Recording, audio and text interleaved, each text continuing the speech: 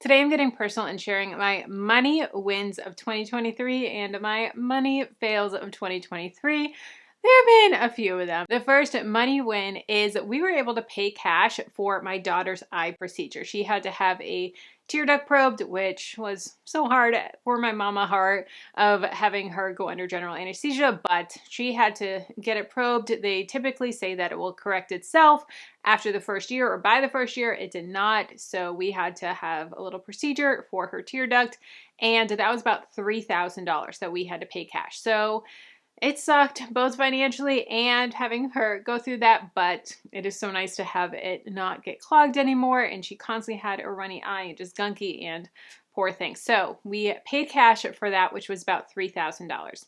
The first money fail that we had is related to insurance, and bless my husband's heart, not to throw him under the bus, but he is so busy and he forgot to tell me about open enrollment at his work. Now that I am self-employed, I get my insurance through his work, and he forgot to tell me about open enrollment until the day before it was due. And the day before it was due was the day before Thanksgiving. So his HR person was on vacation and I had some questions because we are looking to get pregnant next year and we needed to make sure with insurance policies and which plan should we go on. Should we go with the high deductible, the low deductible, the HSA plan? What plan should we do? Because his insurance, it sucks. I used to have really, really good insurance at my old job and it was an amazing benefit, but now on his insurance, they barely cover anything. Like we're looking at it costing us like between $12,000 and $17,000 to have a baby, which is crazy. And my last pregnancy, I think it cost us $4,000 total, including all the doctor's visits, the hospital stays, everything. So it's gonna be very expensive. And even with paying that much, we ended up having to go on a plan that is the low deductible plan, and it is costing us $1,100 a month to add Peyton and myself to the plan. Yeah, it hurts. And I wish that I had done more research on this ahead of time and not the night before it was due and the day it was due, and I would have looked into MediShare or something like that. So this is going to be costing us a lot of money, which is a huge money fail, but I am looking at getting MediShare as maybe a secondary insurance. I am going to be looking into that and doing some research. So if you have any advice on that, let me know in the comments. I would love to hear all of your tips and advice on using MediShare and using it as a secondary insurance, if that's even a thing. So let me know down below. And yeah, it sucks. It is a lot of money, $1,100 every single month just to have Peyton and I insured on him. His policy is completely covered. So it is what it is. Okay, next money win is, and this is kind of a win and a fail. At first, I thought of it as a fail, but then I had to reset and think like, no, Kelly, this is a huge win. And I had a goal of making $100,000 in my business this year, and I did not hit that goal. And I am ending the year at about 80K revenue, which that's amazing. And yes, it's not my goal and it's not the 100K that I wanted, but it's $20,000 more than I was making last year at my day job and more than I was making in corporate America at a Fortune 500 company. $20,000 more. So the fact that I'm able to only work during nap times, I only work 2 to 4 hours a day, and 4 is a stretch. It's usually around 2.5 hours a day, and making $80,000. That is insane. That is something that I am so proud of. And I think the $100,000 is almost like the I want to be a millionaire milestone that we have in our head. And, you know, there's that milestone of I want to be a millionaire and have that. And I feel like it's the same thing for me of that, just like, I want to make $100,000. I want to be able to make $100,000 in a year. And it's just such a great goal. And I'm looking at it more of just, I want to do it just so I can say that I did it type of thing and just have that like sense of accomplishment. But at the same time, $80,000 only working 2 to 4 hours a day is a huge accomplishment and something that I am so proud of. So I think it's a huge money win. Now, I started this YouTube channel just documenting my journey on how to pay off debt and how I was learning how to budget. And over the years, over the 7 years that I've been on YouTube, as you know, it's now replaced my job and I make more from it now.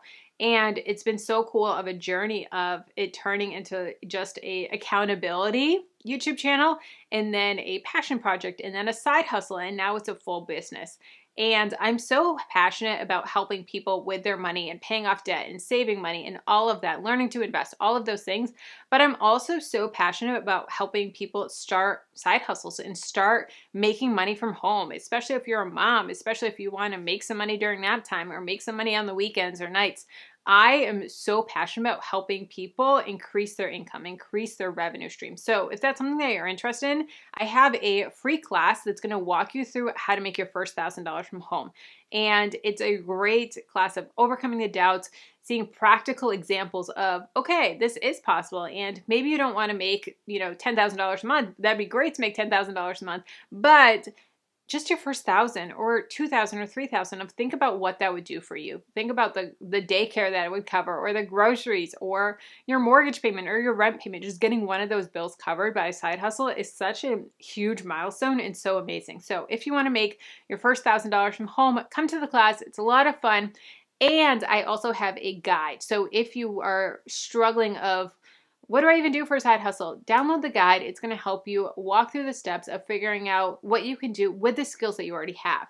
So definitely download it. It's going to be fun, and I would love to see you at the class. So download it, register down below. Everything will be detailed for you. The next win is we were able to donate $20,000 this year, and that donation went to both our local church and tithe, and then also to charities that we're passionate about. And just the thought process that we were able to give $20,000 this year is just mind-blowing, and such a blessing. I remember when I was living paycheck to paycheck and below paycheck to paycheck, when I was having months with my bank account in overdraft and being scared to check the account because I knew that I would probably have a bill pending or a swipe that I forgot to check before I swiped my card, and that meant I was going to get a $35 overdraft fee. And I remember just thinking of, I am so scared to check my bank account, and I wasn't able to tithe. And tithing is something that is really important to me, and it's really important to me to be able to give back to the local church and to charities that I'm passionate about, and of thinking that I wasn't able to do that. And I remember taking a leap of faith and just saying, you know what? Yes, I'm living paycheck to paycheck, but this is something that I'm passionate about. This is something that I feel called to do, and doing it blindly. And now I'm not going to tell you what to do with your money, or, different people view tithing different ways. But for me, it was such a trusting in God of saying, God, it's not my money to begin with. It's your money. And right when I started tithing, that's when all the pieces started falling into place. And that's when it wasn't even just money dumped on my doorstep, but opportunities were given to me that I think just because I was putting myself out there, and babysitting jobs or side hustle jobs or mystery shopping things and growing my YouTube channel, and just these different opportunities came to me as I was starting to tithe again. And it's just so cool of just taking that leap of faith and then what has come out of it. And we're at the point now where we're completely debt free except for our mortgage, and we're able to give, so much of our income back to things that we're passionate about, and then also investing and saving and all of that. So it's so cool. And going alongside that, with hitting our financial goals and different things like that, we were also able to max out our IRAs this year. So both Jamie and I maxed out our IRA, and then we were able to contribute, I think, $200 a month to Peyton's college fund, her 529. So that's really cool as well that we were able to do that. And then also adding to our index funds every month as well. And it's just so awesome that we're able to not only know about investing, I think 2021 was my big year. 2020 or 2021, I don't even remember, was my big year where I was really learning about investing and really just diving in. It was so foreign to me. And the fact that we're able to invest so freely now and feel confident in our investments now with our index funds and our IRAs and different things like that. It's just so cool of the journey that my husband and I have been on over these years. If you're new here, welcome. My name is Kelly Ann Smith, and I am super passionate about saving money, paying off debt, starting investing, and also starting side hustles. So if that is something that you're interested in, I would love for you to subscribe and then also like this video. It really helps with the YouTube algorithm so more people see the video and it gets pushed out. So like, subscribe, all the different things. The next fail that I had this year, and this one is hard to say, is I have a second YouTube channel. If you didn't know, this is my main channel, but I have a second YouTube channel on tutorials for people starting side hustles. And I had a goal to get that channel monetized. And by monetized, I mean by having ads placed on it by YouTube. For that, I need 1,000 subscribers and 4,000 hours of watch time. I did not hit that goal. I have over 1,000 subscribers, but I think I ended the year at like 3,200 hours of watch time, and it has been so hard to get up this last 800 hours of watch time on that channel. And it's really discouraging because it's a different type of channel than this channel. This channel is more of a community channel, and it was easier to grow this channel, to be honest. I grew this channel so much faster than that other channel, but that other channel is more based in search and people looking for specific tutorials on that channel. And so it's harder to grow that community. It's harder to get watch time on it. And it's also been a really vicious cycle because when I'm uploading on that channel, because it's a smaller channel, it's not getting the immediate views. And so it just gets discouraged and it makes me not want to upload. But when I don't upload, then I'm not going to get the views and the watch time hours. But I don't want to upload because I upload and it gets like 12 views in the first week.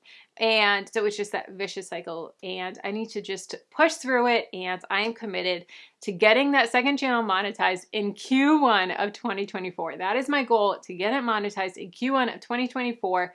But it sucks of not getting it monetized this year. So that was a major failure for that. But it is what it is. So these are my wins and fails of 2023. Comment down below, what is a major win that you had? I want to end this on a positive note. Comment below, what is a major win that you've had this year? And if you want to see side hustles that you can do from home, from the comfort of your home, check out this video here. And if you want to see some savings challenges that you can save money, keep yourself accountable, and have fun with it, check out this video here.